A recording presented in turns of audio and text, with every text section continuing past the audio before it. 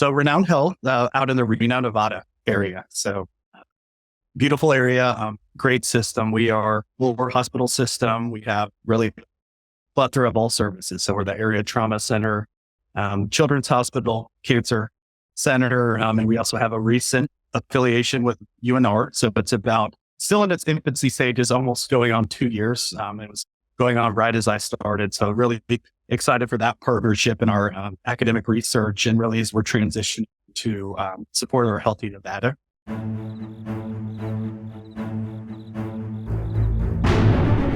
Welcome to the Risk Never Sleeps podcast, in which we learn about the people protecting patient safety and delivering patient care. I'm Ed Gaudet, I'm the host today, and I am pleased to be joined by Steven Ramirez, the Chief Information Security and Technology Officer at Renown Health. Steven, welcome. Thank you. Glad to be here. Yeah, welcome to the show. Excited to have you here and learn more about you and your background. So why don't we start there? How did you get into healthcare and technology and security specifically? Let's maybe give us the short version. Well, both my parents are in the field. My dad's a primary care physician, still practicing now, and my mom's a respiratory therapist. So quickly, when I got into college and realized that I was better at computer science and biology, I think that was my natural track to really see where I could go into things. But my first job was Renown Health. So I think that was really the onset of that. Worked with CHI back in 2011, really when they were just building up to where they are now with Common Spirit and, being one of the biggest not-for-profit health systems. Worked with McKesson as well as IBM Watson. So really on what they were doing on the Medicare, Medicaid side of the house on doing security for that. So very different vantage point. And then started off my official CISO duties at U of L Health, and then transitioned over to Renown. So just kind of been dabbling in healthcare, which is, just very, very interesting and dynamic. So we know we're part of that critical infrastructure and definitely have our own ways of doing things versus other industries. Right. That's right. Yeah. Very, very different. And that shared mission is unique to healthcare. What does that mean to you? Well, it's definitely everything we do translate back to patient care, supporting our care providers, supporting our community. So it's our team takes that personal, on what we do on a day-to-day basis, really making sure that, we are supporting our care providers. And I really make sure that I emphasize that, again, we are a support service. So, we're here to say no, of course, when we need to, but, we're on more likely yes, and then seeing how we can kind of mitigate risk. So, really being a champion of the people, because they're the ones on the front lines, and, Right. They've been short-staffed across the board since COVID. So just, really trying to be good partners to our clinical teams. Yeah, it's been challenging for everyone. Tell us a little bit about your health system.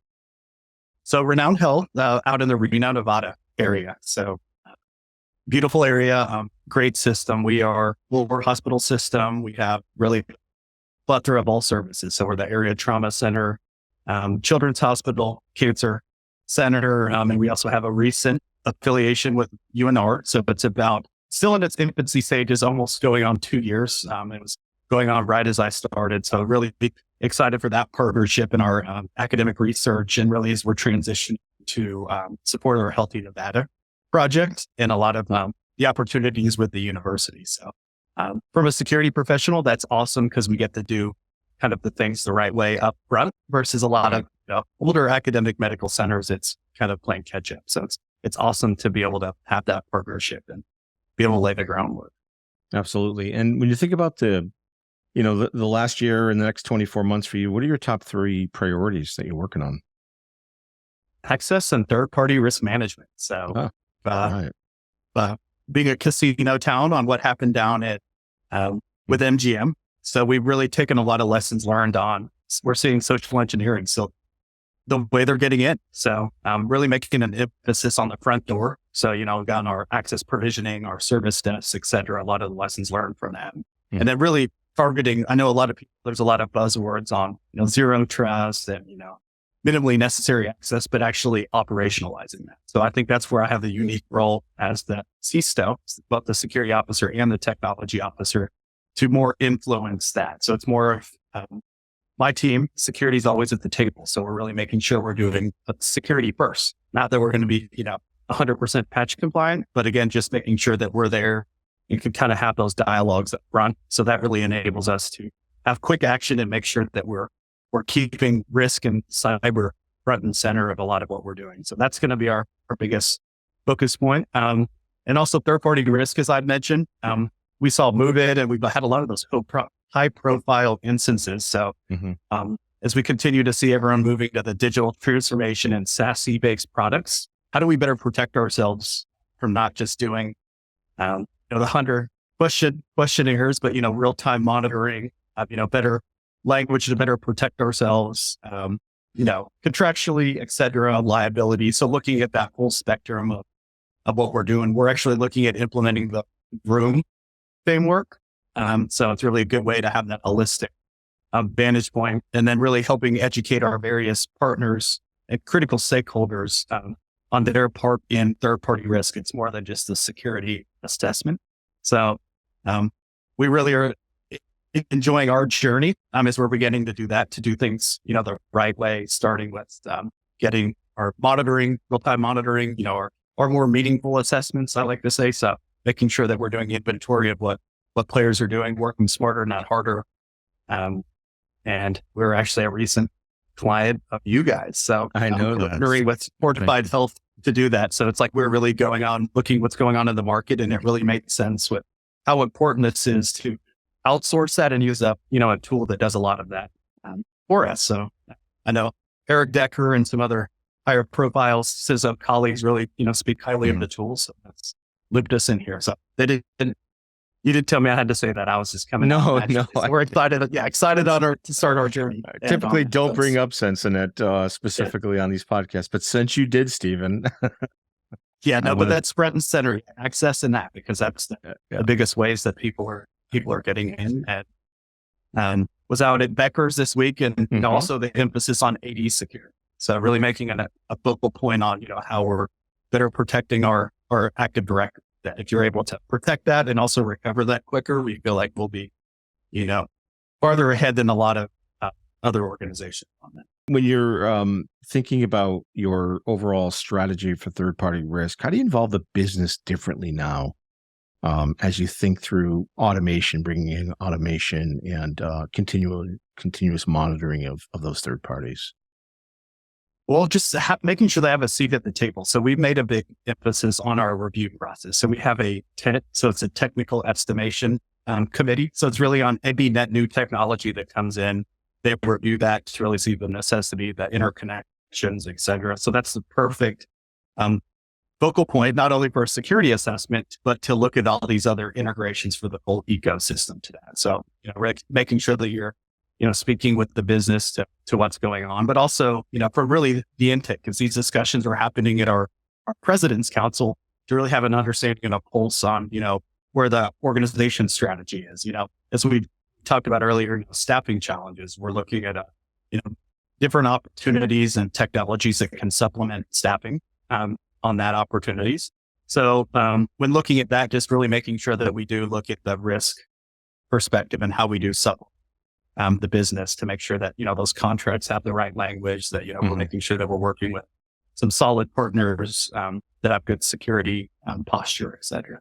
There are often times we run into peers of yours and others that they struggle with getting the commitment from the clinical side of the house on the process. What advice could you give to them? And specifically, oftentimes the clinician will go off and purchase a system and just say, okay, we've bought this. Go ahead and do a risk assessment on it now. That's that age old. Yeah, it's really on having those strategic partners and supply chain. So, they're a lot of the front door on seeing what is and isn't being purchased. So that's where you need to educate them on anything technology needs to be routed to us. But so it's when they say it takes the village, it does take it. Also working with your TMO, so our transformational management office, and our PMO.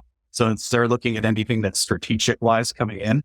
Obviously with AI being the big buzz, saying, making sure that we have a grasp on all of this and, kind of back channeling and relationship building, really making sure that they're able to funnel things by you, because that's the best time to catch it up front before you have any contracts signed and all of that. But from a clinical perspective, it's also, I mean, the CISO job has evolved into being part of the business. So we really take advantage of our GRC, our Governance, Risk, and Compliance Committee. We have stakeholders from every work stream across the board. And so making them in the loop.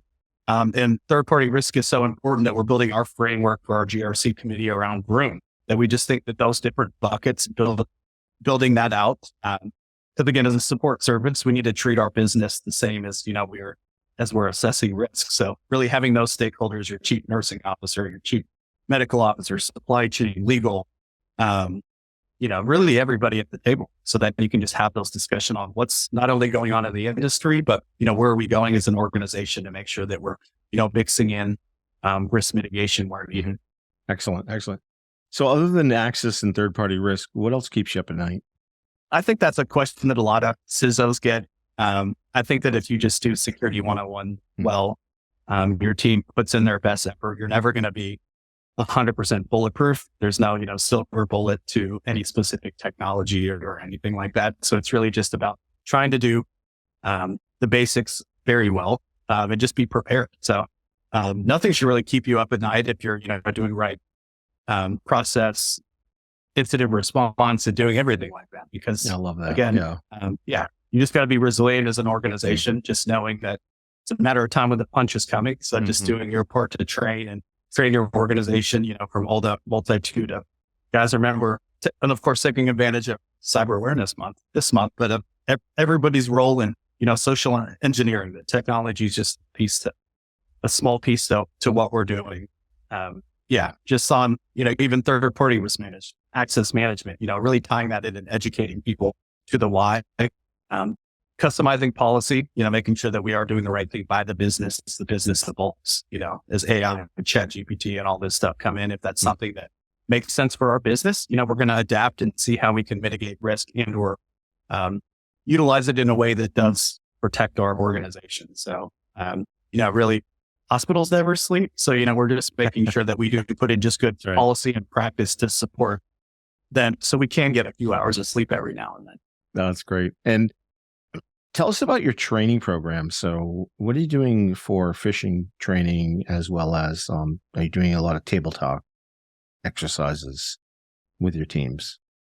So we actually went to a managed service partner to help us with phishing. So it's so important that we now, from really the onset of people reporting a phish to what happens after they do that. So a lot of times it goes to the, black hole of you reported it and IT's looking at it. So we took the approach of having a response back to that. So now one of our managed service partners actually responds to the email to give an educational word to this is phishing, this is spam, or no, this is a clear message to go through. So we've really seen on having that interaction with the end user really going a long way, so they're able to better spot things that they need to do. Also looking at what's going on in the industry.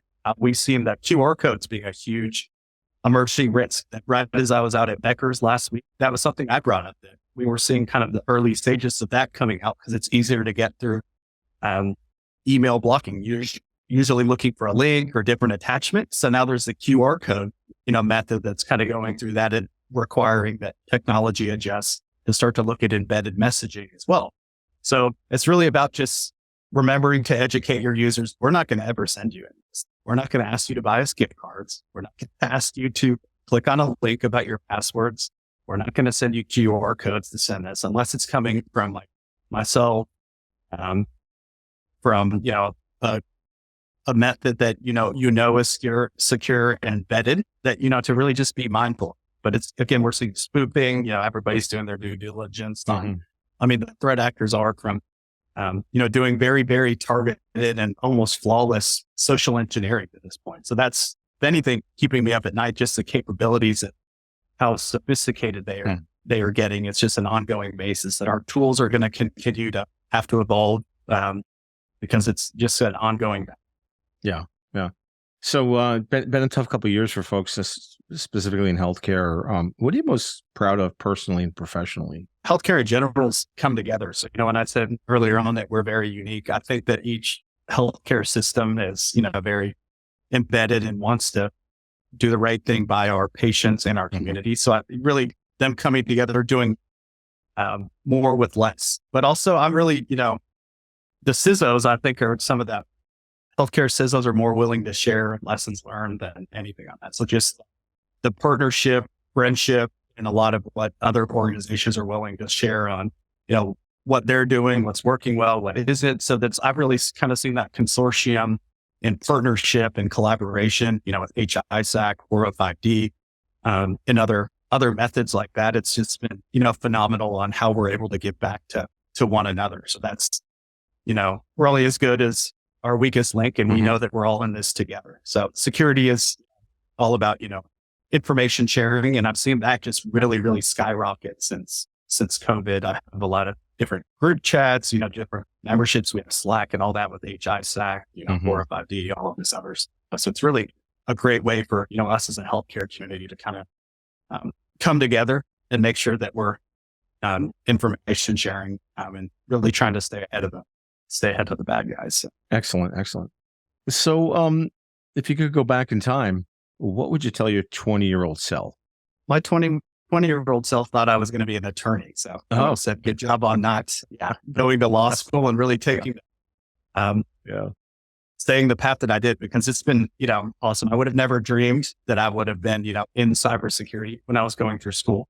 It kind of just happened upon, me having a Facebook account and IT risk really coming to, the centerfold, the millennial against that. So, it's never a boring day. So I know we have a lot of shortages in our industry. So, if I could go back, I would try to, just educate others that there's stuff outside of these mainstream jobs, and you really the importance of what we do on a day-to-day basis, especially in healthcare cybersecurity. So, just to really champion, a lot of what we're doing. So that's where going and doing different speaking events. And if I have an opportunity to speak to students, that it's, this is a very flourishing field. So I know that I directly answered that question. No, that's good. No, it's good. Yeah, no. There's no right answer. So hardest lesson? That there's not necessarily always, don't be scared to fail. So that's one of my early on mentors and said that you're never going to be perfect. There's never going to be, can't mitigate all risks. So it's like, there's always tomorrow too. So we know we need to work hard and we need to, it's an ongoing battle, but again, that you need to make sure you take care of yourself and that you're never mitigate all risks. So thinking outside of the box, having a strong team that trusts you, trusting your team, and it'll all work itself out, because those are the guys you're going to have to work with if there's an event, an incident anyway. So building that trust and collaboration with your team and partners is, just paramount. Absolutely. If you weren't doing this job, what would you be doing? Where do you spend your time outside of this job? What's your passion? Love to, go on the outdoors, do some hiking, trying to stay up with him. But no, I love what I do. I wanted to originally be a cop or a firefighter. So I guess it's, in a way of being able to give back. But I guess if I could get better at golf, if anyone has that silver bullet, that would be really practice. Goal in life. Oh yeah. That's the only thing that keeps me up at night. That I have a golf trip, and we're so busy doing what we're doing in security that my golf handicaps. I have to tell all my friends and finance and other stuff that I said, you guys have it easy. You get to play golf all the time. We have to go keep the lights on. Are you going somewhere in the States or outside of the country, or? We're going to the Dominican Republic in February. So I'm really excited that we have a big group of guys that we go on an annual golf trip. And so it's, I lose a lot more balls than anybody. So anyone that's in the ball picking industry wants to go check around the Dominican in February, that I'm your guy. So what's the best course you played? I really love the Cabo courses. Oh, nice. Yeah. Cabo de Sol. So that's probably one of my favorite on that ocean course. And you'll have to get out to Pebble Beach. You'll have to play Pebble Beach at some point. Oh yeah. And Ocean Reef. So got to play that earlier on in February. That was a cool course as well. So I just love beach courses. Yeah. Played some cool mountain courses as well, but yeah. Excellent. So I would be remiss if I didn't ask this question, because this is the Risk Never Sleeps podcast. Steven, what's the riskiest thing you've ever done? Oh man. Work or personal? It could be anything. I'm very risk adverse. I think that's why I fit No. into this job really well. I love when people I've say wanted that, to and then they say something like completely crazy. I'm usually risk adverse. Well, I've wanted to do like some skydiving. Oh, yeah. The fact that I've made it through football when helmets weren't, as advanced as they are now, that I guess that contact sports to it's where they are today must be the What craziest did you play? thing. What position? I was free safety. So nothing. So skydiving. Are you going to do that? Or are you just thinking about it? I would love to do something like that, but again, I'm just so Wow. chicken on stuff like that. So just like thinking the Ruben Pfeffer in me on, what's risky and what isn't is always kind of been Some there. great skydiving in Nevada. There's a lot of interesting things you can do. Never hiked any crazy terrains or. I have on that, but I have generally good balance. I guess it my big 5'10" frame that I'm closer to the ground. So I've been lucky on any kind of hiking. I've just started mountain biking. So maybe if you ask me that question in a year, once I graduate up to the difficult level of the courses Excellent. Okay. Any last advice to folks that are thinking about getting into cybersecurity or maybe a couple of years in? Could be technology-based advice or leadership advice. Don't ever be scared to fail. Like I said before, and that's if you're looking for just an ever-changing, just exciting field to be in, it's never a boring day in cybersecurity. Like anyone you would talk to, it's never. You always want to be working on strategy and a lot of how we could be tactical, but it's always like this happened, and you're like, well, how the heck did that happen? Or you hear on this news story on like this happened down at MGM. You're like, well, are we doing the right thing? So it's like it's just continual, wash and repeat on making sure that you're keeping the perimeter up, and just a very, very exciting and fulfilled, especially in the healthcare side. Just a great field to be in.